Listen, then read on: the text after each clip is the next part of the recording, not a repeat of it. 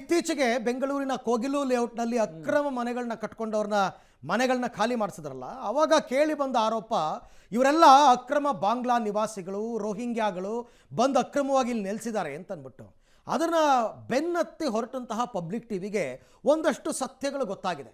ಅಕ್ರಮ ವಾಸಿಗಳಿಗೆ ಸ್ವರ್ಗವಾಗ್ತಾ ಇದೆಯಾ ಬೆಂಗಳೂರು? ಈ ಪ್ರಶ್ನೆ ಮೂಡ್ತಾ ಇದೆ. ಯಾರು ಬಂದಿದ್ರೂ ಕೂಡ, ಯಾವ ದೇಶದಿಂದ ಬಂದಿಲ್ಲಿದ್ರೂ ಕೂಡ ಹೇಳೋರಿಲ್ಲ, ಕೇಳೋರಿಲ್ಲ. ಬಿಂದಾಸಾಗಿ ವಾಸ ಇದ್ದಾರ ಬಾಂಗ್ಲಾ ನಿವಾಸಿಗಳು. ಪಬ್ಲಿಕ್ ಟಿವಿ ರಿಯಾಲಿಟಿ ಚೆಕ್ನಲ್ಲಿ ಸತ್ಯ ಬಟಾ ಬಯಲಾಗಿದೆ. ನಾವು ಕೂಡ ಅವ್ರನ್ನ ಬೆನ್ನತ್ತಿ ಹೊರಟಿವಿ. ಯಾರ್ಯಾರು ಎಲ್ಲೆಲ್ಲಿ ವಾಸವಾಗಿದ್ದಾರೆ, ಏನೆಲ್ಲ ಸವಲತ್ತುಗಳನ್ನ ಪಡ್ಕೊಂಡಿದ್ದಾರೆ, ಏನೇನು ಅನುಕೂಲಗಳನ್ನ ಪಡ್ಕೊಂಡಿದ್ದಾರೆ ಅಂತ. ಹೌದು, ಬಾಂಗ್ಲಾದವರು ಬೆಂಗಳೂರಿನಲ್ಲಿ ಅಕ್ರಮವಾಗಿ ವಾಸ ಇದ್ದಾರೆ. ಆ ಸತ್ಯವನ್ನು ನಾವಲ್ಲ, ಖುದ್ದು ಅವರೇ ಒಪ್ಕೊಂಡಿದ್ದಾರೆ.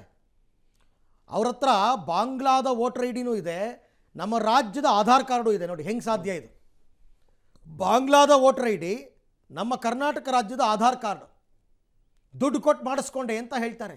ಸತ್ಯದ ಬೆನ್ನತ್ತಿ ಹೊರಟಂತಹ ಸಂದರ್ಭದಲ್ಲಿ ಪಬ್ಲಿಕ್ ಟಿವಿಯ ರಿಯಾಲಿಟಿ ಚೆಕ್ನಲ್ಲಿ ಗೊತ್ತಾದಂತಹ ವಿಚಾರಗಳು.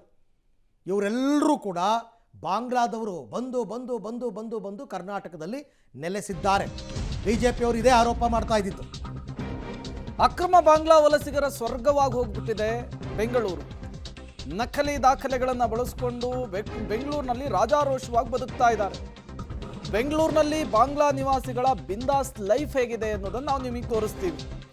ಸಾವಿರ ಸಂಖ್ಯೆಯಲ್ಲಿ ಬಾಂಗ್ಲಾ ವಲಸಿಗರು ಅಕ್ರಮವಾಗಿ ಬಂದು ಬೆಂಗಳೂರಿನಲ್ಲಿದ್ದಾರೆ. KR ಪುರದ ಶಾಂತಿ ಲೇಔಟ್ ಬಳಿ ಶೆಡ್ ಅನ್ನು ಹಾಕ್ಕೊಂಡಿದ್ದಾರೆ. ಬಾಂಗ್ಲಾ ವಲಸಿಗರಿಗೆ ಆಧಾರ್ ಕಾರ್ಡ್ ಏನು, ಕರೆಂಟ್ ಕನೆಕ್ಷನ್ ಏನು, ಎಲ್ಲವೂ ಕೂಡ ಸಿಗ್ತಾ ಇದೆ. ಬಾಂಗ್ಲಾ ವಲಸಿಗರನ್ನ ರಕ್ಷಿಸೋದಕ್ಕೆ ಅಸ್ಸಾಂ, ಕೋಲ್ಕತ್ತಾದಿಂದ ಟೀಮು, ನೂರಾರು ಸಂಖ್ಯೆಯಲ್ಲಿ ವಲಸಿಗರು ಶೆಡ್ಡನ್ನು ಹಾಕ್ಕೊಂಡಿದ್ದಾರೆ. ನೋಡಿ, ಇವೇ ಶೆಡ್ಗಳು. ದೇಶದ ಕೆಲ ರಾಜ್ಯಗಳಲ್ಲಿ ಅಕ್ರಮ ಬಾಂಗ್ಲಾ ವಲಸಿಗರನ್ನು ಸಾಕಿ ಸಲುಹುವಂಥ ಕೆಲಸ ಆಗ್ತಾ ಇದೆ. ಕಾರಣ ವೋಟ್ಗಾಗಿ. ಈಗ ಅದರ ವ್ಯಾಪ್ತಿ ನಿಧಾನಕ್ಕೆ ಬೆಂಗಳೂರಿಗೂ ಕೂಡ ವ್ಯಾಪಿಸ್ತಾ ಇದೆಯಾ ಅಂತ ಬೆಂಗಳೂರಿನ ಹಲವು ಕಡೆಗಳಲ್ಲಿ ಅಕ್ರಮವಾಗಿ ನುಸುಳಿಕೊಂಡು ಬಂದು ಈಗ ವಾಸವಾಗ್ತಿದ್ದಾರೆ ಬೆಂಗಳೂರಿನಲ್ಲೇ ಅನ್ನೋದು ಗೊತ್ತಾಗ್ತಾ ಇದೆ. ಅವ್ರು ಮಾತನಾಡಿಸಿದ್ರೆ ನಿಮಗೆ ಇವರು ಕನ್ನಡದವರೇ ಅನ್ನಬೇಕು, ಎಷ್ಟೋ ವರ್ಷಗಳಿಂದ ಇದ್ದಾರೆ ಅನ್ನಬೇಕು. ಅವ್ರ ಹತ್ರ ಎಲ್ಲ ದಾಖಲೆಗಳು ಕೂಡ ಸಿಗ್ತಾ ಇದ್ದಾವೆ.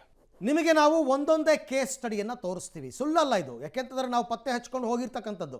ಅವ್ರು ಎಲ್ಲಿದ್ದಾರೆ, ಏನು ಮಾಡ್ತಾ ಇದ್ದಾರೆ ಅಂತ. ಬೆಂಗಳೂರಿನ ವಿದ್ಯಾರಣ್ಯಪುರ, MS ಪಾಳ್ಯ ಸುತ್ತಮುತ್ತ ಈ ಥರ ಅಕ್ರಮ ಬಾಂಗ್ಲಾದೇಶಿಗರು ಇದ್ದಾರೆ. ಕೇವಲ 3,000 ರೂಪಾಯಿ ಕೊಟ್ಟು ಬಾಂಗ್ಲಾ ವಲಸಿಗ ಒಬ್ಬ ಆಧಾರ್ ಕಾರ್ಡ್ ಮಾಡಿಸ್ಕೊಂಡಂತೆ. ಅವನೇ ಬಾಯ್ಬಿಟ್ಟಿರೋ ಸತ್ಯ. ಕಳೆದ 15 ವರ್ಷಗಳಿಂದ ವಾಸವಾಗಿದ್ದಾನೆ ಈ ಬಾಂಗ್ಲಾ ವೃದ್ಧ. ಗಂಡ, ಹೆಂಡತಿ, ಮಕ್ಕಳು ಬಿಂದಾಸಾಗಿ ಬದುಕೊಂಡಿದ್ದಾರೆ. ಬಾಂಗ್ಲಾದೇಶದ ಢಾಕಾ ಬಳಿಯ ಗ್ರಾಮದವನು ಈತ. ರಾಜ್ಯದ ಆಧಾರ್ ಕಾರ್ಡನ್ನು ಹೊಂದಿದ್ದಾನೆ. ಇವನಿಗೆಲ್ಲ ಸವಲತ್ತುಗಳಿವೆ. ಈಗೇನೇನು ನಮ್ಮ ಪಂಚ ಗ್ಯಾರಂಟಿ ಯೋಜನೆ, ಮತ್ತೊಂದು ಮಗದೊಂದು ಎಲ್ಲ ಆಧಾರ್ನಲ್ಲಿ MS ಪಾಳ್ಯದ ಲಕ್ಷ್ಮೀದೇವಿ ನಗರದ ವಿಳಾಸ ಇದೆ. 3,000 ರೂಪಾಯಿ ಕೊಟ್ಟು ನಾನು ಆಧಾರ್ ಕಾರ್ಡ್ ಮಾಡಿಸ್ಕೊಂಡೆ ಅಂತ ಹೇಳ್ತಾನೆ. ಜೊತೆಗೆ ಈತನ ಬಳಿ ಬಾಂಗ್ಲಾ ವೋಟರ್ ಐ ಡಿ ಕೂಡ ಇದೆ. ಪಬ್ಲಿಕ್ ಟಿವಿ ರಿಯಾಲಿಟಿ ಚೆಕ್ನಲ್ಲಿ ಸತ್ಯ ಬಟಾ ಬಯಲಾಗಿದೆ. ಆತ ಓಪನ್ ಆಗಿ ಹೇಳ್ಕೊತಾನೆ, ಹೌದು ತೋರಿಸ್ತಾನೆ ನೋಡಿ. ಬಾಂಗ್ಲಾದೇಶದ ವೋಟರ್ ಐ ಡಿ, ಕರ್ನಾಟಕದ ಆಧಾರ್ ಕಾರ್ಡ್. ಇವ್ರನ್ನ ರಕ್ಷಿಸೋದಕ್ಕೆ ಇವ್ರ ಜೊತೆಗೆ ಈ ಅಸ್ಸಾಂ, ಕಲ್ಕತ್ತಾ ಅಥವಾ ವೆಸ್ಟ್ ಬೆಂಗಾಲ್ ಕಡೆಯಿಂದ ಕೆಲವರು ಬಂದಿದ್ದಾರೆ. ಅವ್ರ ಮಧ್ಯದಲ್ಲಿ ಇವರು ಗುಂಪಲ್ ಗೋವಿಂದ ಆಗ್ಬಿಟ್ಟಿದ್ದಾರೆ. कितना साल से 15 साल हाँ इधर ही 15 साल है. इस 15 है. कब आया बांग्ला से? इधर से 15 साल हो गई है. हाँ. पहले किधर रहता तुम? वो मौदू का मारुति है ना, उधर ही. हाँ. बांग्ला में किधर का आपका घर कधर है? खुलना. हाँ. आपका पूरा फैमिली आया इधर? बेबी उड़ना उधर है. हाँ. बेबी उड़ना सामने. जुमुर नाम. कितना लोग आपका फैमिली, बांग्ला वाला फैमिली इधर है? हमारे 3 है. 3. चार बच्चा 2, अभी 2. हाँ. आपका पास कौन सा ID कार्ड है इधर का? वो वोटर कार्ड है बांग्लादेश का. बांग्लादेश का वोटर कार्ड है. इधर का क्या भी नहीं है? हाँ. आप कौन सा है बोलते हैं. बोलिए, आधार कार्ड कौन बना के दिया, किधर बना के दिया? वो MS वाली है भैया. 15 साल आगे मालूम नहीं यार. वो आदमी नहीं. कितना पैसे दिया आधार कार्ड बनाने के लिए? 3,000. 3,000 रुपीज. हाँ, उसका नाम क्या पता है? वो जोशिम. हाँ? जोशिम जोसिम, उन्हें भी बांग्ला वाला। बांग्ला वाला आपका बांग्ला में कौन सा प्लेस में? खुलना आपका वोटर आईडी बांग्ला में है। हमारा बांग्ला ढाका ढाका का वोटर आईडी है, वो किधर है मालूम नहीं इधर कि वोटर आईडी इधर है आपका पास ना भी? नहीं हाँ, नहीं भैया वो आधार कार्ड। आपका नाम क्या है? जहांगीर मंडल मंडोल। अभी वो एड्रेस है ना, हाँ, ये एड्रेस में तुम कभी तो स्टे किया? ये 12 साल हो गया 12 साल। हाँ, 12 साल उधर रहता। नहीं इधर ही बना इधर है इसलिए इधर ही है आप लोग?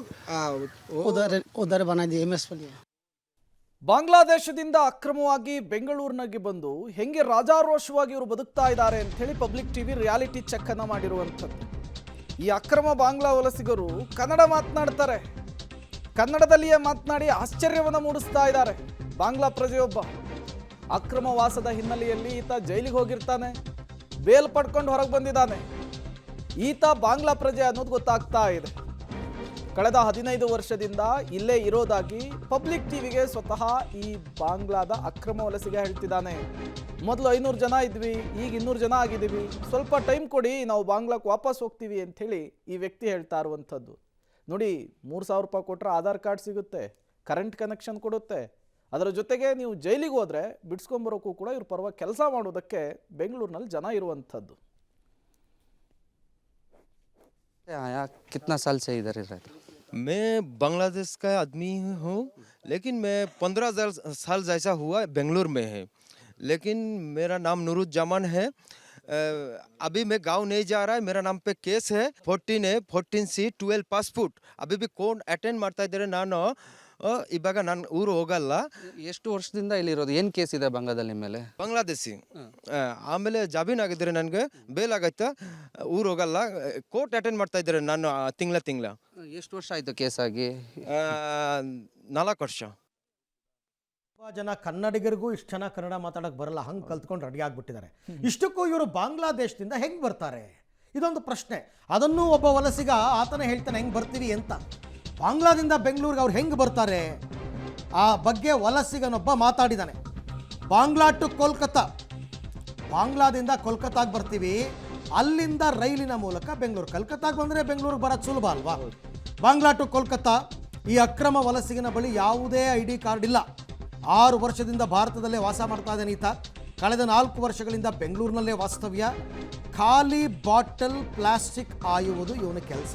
ಅಂದರೆ ಇವ್ರ ದೇಶದಲ್ಲಿ ಇದಕ್ಕೂ ಗತಿ ಇಲ್ಲ ಅಂತ. ಇಲ್ಲಿ ಬಂದ್ಬಿಟ್ಟು ಗುಜರಿ ಕೆಲಸ ಮಾಡೋದು, ಹಳೆ ಪಾತ್ರೆ ಹಳೆ ಕಬ್ಬಣ ಕೆಲಸ ಮಾಡೋದು, ಇದಕ್ಕೆ ಇವರು ಅಲ್ಲಿಂದ ಇಲ್ಲಿಗೆ ಬಂದಿದ್ದಾರೆ. ಇವ್ರ ದೇಶದಲ್ಲಿ ಇದಕ್ಕೂ ಗತಿ ಇಲ್ಲ ಅಂತ ಅರ್ಥ ಮಾಡ್ಕೊಳ್ಳಿ. आप कहाँ से आया? सर बांग्लादेश से। कितना साल होगा इधर आकर? 6 साल हो गए सर। 6 साल। जी सर। आपका इधर का वोटर आईडी पैन कार्ड है? क्या भी नहीं सर। कैसे आया? कौन कौन लेकर आया इधर?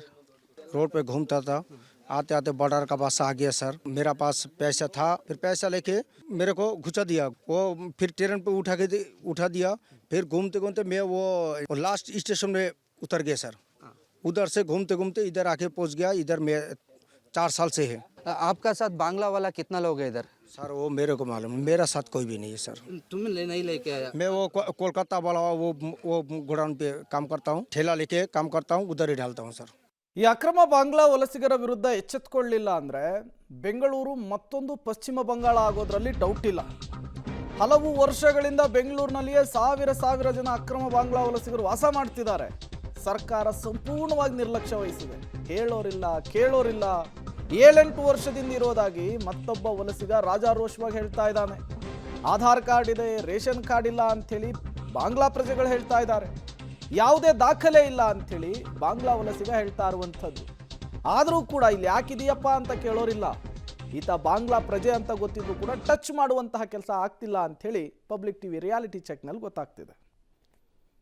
कितना साल होगा बेंगलुरु का कर? 7-8 यार। इधर कैसे आया? कौन लेके आया आपको इधर?